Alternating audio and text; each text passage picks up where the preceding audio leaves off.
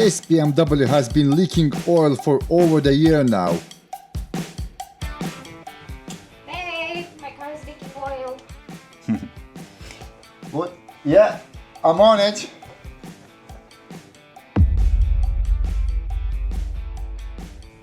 Hey, my car is still leaking oil. All of this because I didn't fit the OEM O-ring on the dipstick. Now the entire front end has to come out. I think now it's the time to give some love to this beautiful BMW 116 that I bought from the Copart. I think that was 3 years ago, isn't it, Paolo? Something like I that. think it's something like that. And this car is actually what started all the YouTube thing. I done a break afterwards, but there it is. Still drives, still looking nice. And if you're probably wondering where am I, I'm actually at Paolo's garage now. At his brand new house. Look at this beautiful place. So much space, so much room for activities. And what are you doing here? Chopping firewood. So it wouldn't be cold. Yeah, exactly. Good. So this BMW has a massive problem. It's leaking oil and it's leaking quite excessively. Especially when you're driving for longer than, I don't know, half an hour, it starts leaking quite a lot. And to fix it, I need to replace this O-ring. But to replace this O-ring, I need to remove quite a lot of parts. What I need to do, I need to remove the dipstick guide tube. But to remove the dipstick guide tube, I need to remove the front bumper. Then I need to remove the bolts from the slam panel as well and try to manipulate and bend it over to one side. And then I'm gonna be able to actually access one bolt somewhere in there that is actually holding the guide tube itself. Because from the bottom you cannot do anything, and until you're not gonna remove this bolt, you cannot again do anything. So let's begin with lifting the car up and removing the bumper. Right, let's do this. Car's up on the jacks, wheels off, and straight away we're onto the wheel arches.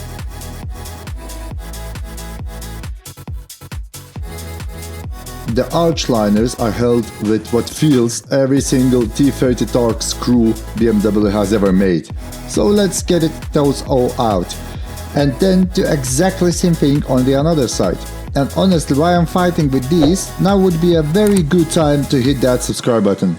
Because if I'm suffering through this, you might as well enjoy it. With arch liners finally out, I can move onto the front bumper. 2 screws on each side. Then up to the top it's held by just 6 T30 bolts. Once those are out, with a bit of help from Pavel, the bumper finally comes free. Right, so we got the bumper now off. So next step is gonna be to remove those braces and untying all the bolts from the slam panel, remove the air filter box. And also I noticed one very thing, and I think that I have noticed this in a right time. If I would find where I put the light, I got a light. So I think this belt is broken. What do you think, Pavel? Is this belt broken? I think very good monitor. So I need to replace this belt as well. Need to finish the order with the GSF and just replace that while I'm here. And then I can actually replace as well the O-ring in here. And this is where the things start getting silly. Next up, the air duct comes off so I can get a bit more access. Then there's this crossbar that runs from the crash bar to the slam panel. 2 Torx bolts and a 10mm nut, nice and simple for now. Because after having a proper look at how to reach the dipstick tube, I realized something very important. There is absolutely no chance this is coming out with the radiator still in place. So yes, the entire radiator pack has to come out. All of this for one O-ring. I need to remove both of the headlights, and at this point I'm standing here genuinely questioning my life choices because I still cannot believe how much of the front end needs to be dismantled just to reach the oil dipstick tube and to replace that O-ring. Next job, draining all the coolant, and honestly this is one of the only times today I'm actually grateful because the M135 radiator pack has drain blanks that makes emptying the system a lot easier.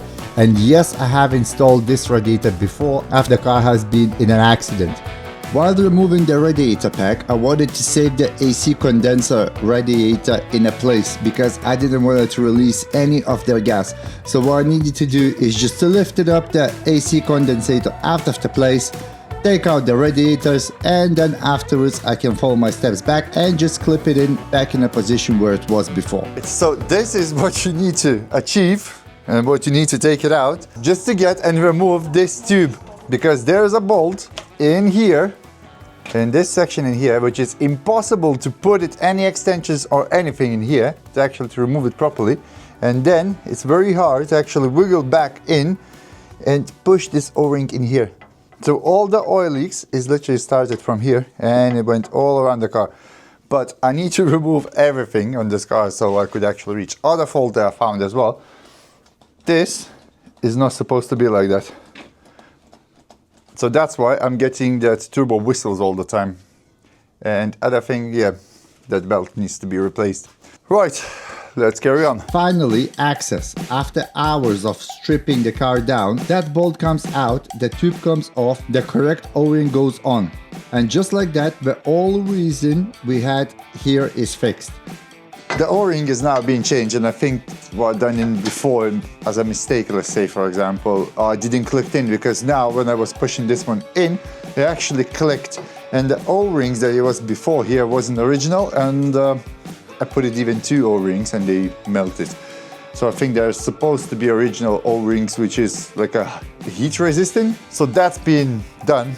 Now I can put another intercooler pipe and also replace this belt and then just start putting everything back together. But of course, before everything goes back together, I might tackle a couple of extra jobs while I'm here. First up, the intercooler hose. Surprisingly easy, just clips straight out and back in, especially since it was loose before. Then it's time for a new auxiliary belt, because the old one has definitely lived a hard life.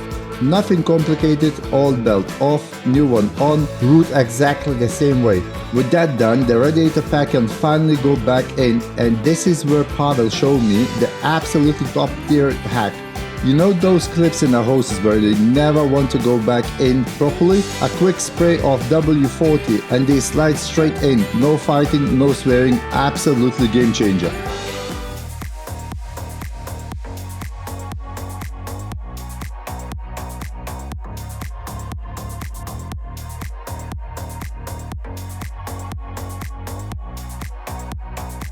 Now it's just a reassembly. Active grills back in, crash bar on, and then it's a case of following my steps backwards, refitting everything I'd taken off.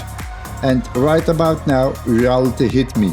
I started this job at 10 AM and it's now nearly 7 PM. All that work, all that dismantling for a single O-ring. I honestly don't even want to know how much BMW would charge me for a job like this. But at least now it's done properly, it's fixed for good, and I know exactly what went into it, from a tiny leak to the half the car on the floor.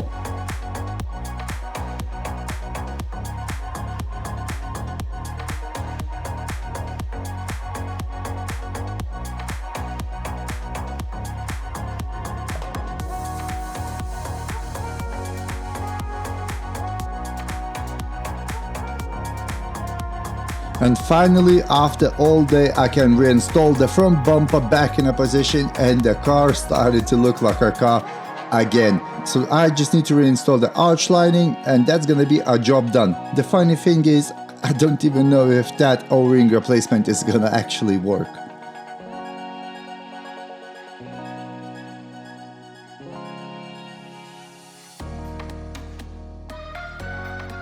Right, and the car is back how it was before. If you wonder how that car was looking before I bought it, that's the picture of it.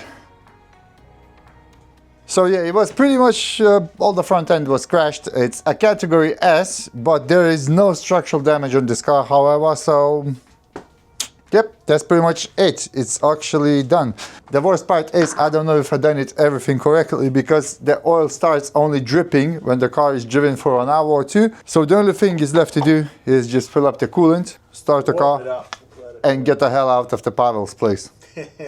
Thank you so much for watching this video. If you enjoyed it, don't forget to subscribe, click that thumbs up, like, share, comment, and I will see you in the next one.